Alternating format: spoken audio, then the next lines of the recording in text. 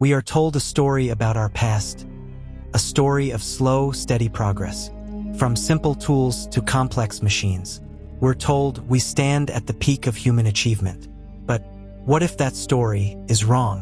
What if the evidence has been lying in plain sight, all along hidden in the dust of forgotten ruins, just waiting to be understood? The truth is, there are artifacts scattered across our planet, monuments, machines, and creations that make no sense within our timeline. Our finest engineers look at them and are left in stunned silence. Our most advanced technology fails to replicate them. These are not just mysteries, they are anomalies, glitches in the historical record, and they point to a single staggering possibility. We are not the first. We may not even be the greatest. In this video, we are going to cross a line.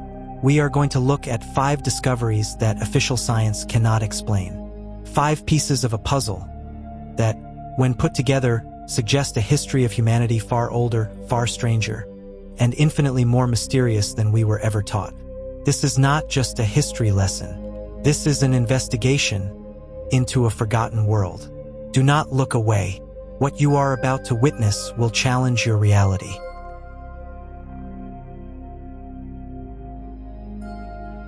At the bottom of our world lies a continent of pure white silence, a place so remote, so brutally inhospitable, that it feels less like a part of Earth and more like another planet entirely.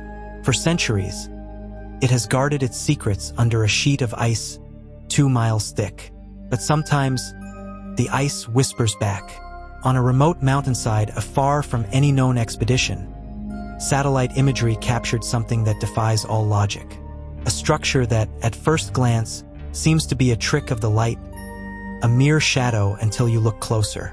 And you see it, the impossible geometry, the sharp right-angled top, the 2 supporting pillars, the sheer, unnerving precision of it.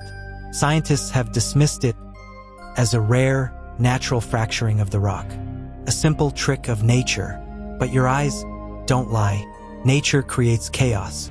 It erodes, crumbles. It does not carve perfect, monolithic doorways. So we are left with a question that chills the bone more than any Antarctic wind.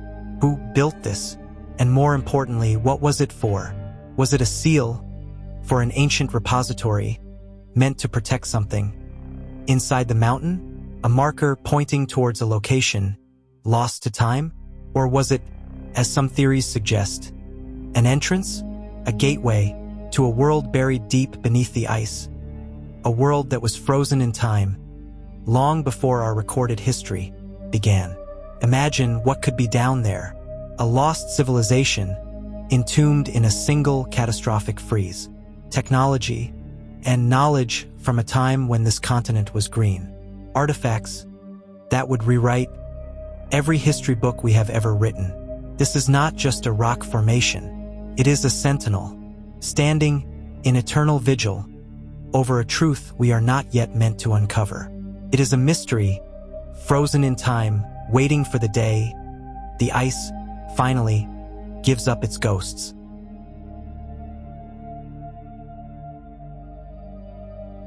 For over 4 millennia, it has stood, a silent, stoic giant on the Giza Plateau, the Great Pyramid.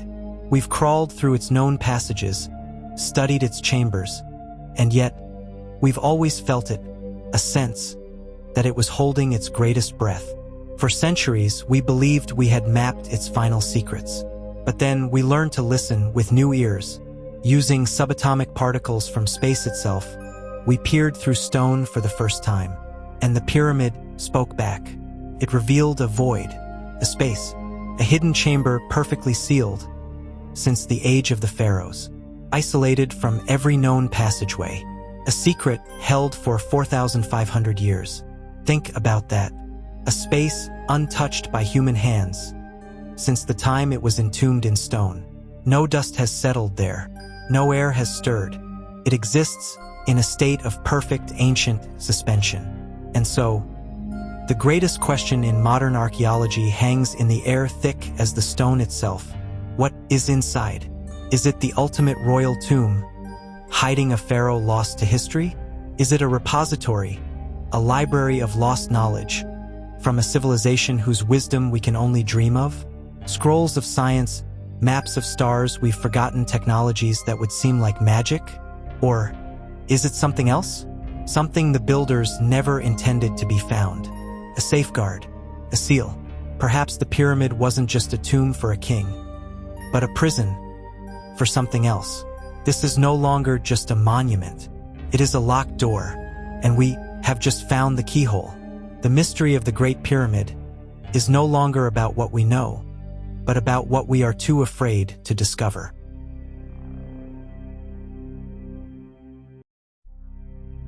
For centuries, we have looked at the Amazon as the final, untamed wilderness, an impenetrable green ocean where only small, isolated tribes could survive, a place where civilization could never take root. But we were wrong. We were looking with the wrong eyes. Now, with technology that lets us peel back the jungle canopy like a blanket, we are seeing the truth. And the truth is, the jungle has been hiding a ghost. Beneath the roots and rivers lies the footprint of a lost world, a sprawling network of roads, plazas, and fortified settlements. This was not a handful of villages. This was a civilization, a society that transformed the very earth beneath their feet, on a scale we are only beginning to comprehend. Who were they? They built with earth, not stone, creating structures so large you can only see them from the sky. They engineered the land, drained swamps, and farmed in ways we thought were modern inventions. They thrived here, in a place we believed was impossible to master. But then, they vanished. Completely. The jungle did not reject them. It consumed them. It swallowed their cities, their roads, their very memory, in a matter of centuries. And this leads to the most unsettling question of all. What happened here? Was it a disease that swept through like a fire? A climate shift that turned their world against them? Or did they push this paradise too far, and the jungle simply took back what was always hers? The Amazon no longer feels like a wilderness. It feels like a graveyard, a silent, green tomb, guarding the secrets of a people who mastered this land, and then, without a whisper, disappeared from the face of the earth.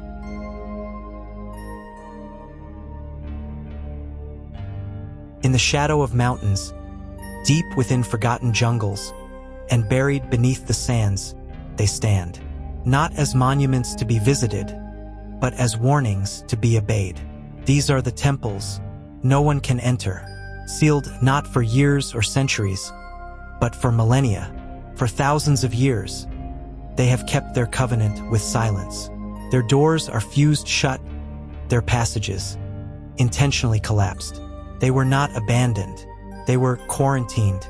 Modern technology allows us to glimpse beyond the stone. We can sense the voids within, the empty spaces that should not be empty. We detect metals that do not match any known and geometries that defy simple explanation. And this forces upon us the most primal of questions, a question that has two equally terrifying answers. Were these places sealed to protect a priceless treasure from the world? A library of antediluvian knowledge? The last artifacts of a lost race? Or were they sealed to protect the world from what is inside? Did the ancients, in their wisdom, encounter something they could not destroy? A force, a knowledge, a presence, so dangerous that the only option was to bury it alive under tons of rock and to carve warnings that have long since faded to dust? Every attempt to open them has met with resistance, unexplained equipment failures, sudden crumbling rockfalls, a deep superstitious dread that turns back the most courageous. It is as if the temples themselves are aware. These are not ruins, they are prisons.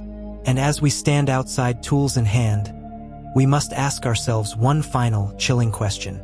Are we the archaeologists, or are we the locksmiths, about to open a door that was never meant to be opened again?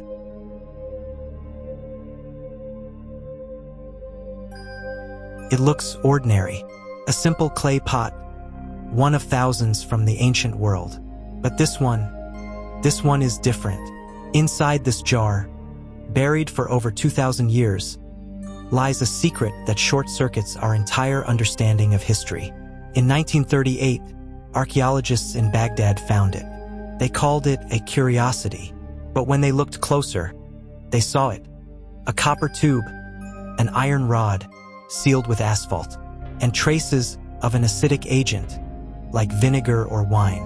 Replicas have been built, and when filled with the same simple ingredients, it produces electricity, a steady, low-level current. This isn't a theory, it's a fact. A working electrochemical cell, 2 millennia before Galvani or Volta were even born. The question is no longer if it worked, but why? What was its purpose? Was it used for electroplating to lay a shimmer of gold onto silver? A medical device, using a tingle to numb pain? Or something more mystical? Could the stories be true? The tales of eternally lit lamps in sealed tombs? Of sacred chambers filled with a mysterious, glowing light? Were our ancestors not stumbling in the dark, but were they, in fact, illuminated by a knowledge we arrogantly thought was ours alone? This small clay pot is a crack in the foundation of history. It suggests that the path of discovery is not a straight line, that knowledge can be found and then lost, erased by time or perhaps by catastrophe. The Baghdad Battery, it doesn't just power a light, it forces a blinding light onto our own ignorance. It asks us the most humbling question of all: how much of our past is still in the dark? Look at the path we have just walked, from a doorway in the ice to a silent chamber in the Great Pyramid, from a lost empire under the Amazon to temples sealed with what feels like fear, and a simple jar that hummed with ancient lightning. These aren't just random finds, they're a pattern, a trail of breadcrumbs from a past we've forgotten. We love our story of progress, the slow, steady climb from cavemen to masters of the world, a story where we're on top. But these discoveries are cracks in that story. They tell us the past isn't a straight line. It's a landscape with entire mountains of achievement that have been wiped from our memory. What if history is a cycle of rises and falls? What if we aren't the first great civilization, but simply the latest? What if we're walking on the ruins of giants, whose names are now just myths? The most incredible thought is this: we aren't just discovering lost history. We're remembering it. With every scan, every satellite image, every artifact, we're waking up. We're realizing our world story is far grander and stranger than we were ever told. So let's move forward with humility. Let's listen to the whispers in the stone. Let's respect the sealed doors. Because the greatest discovery isn't any single one of these things. It's the realization that our world is a manuscript, written and rewritten over and over. And we have only just started to read.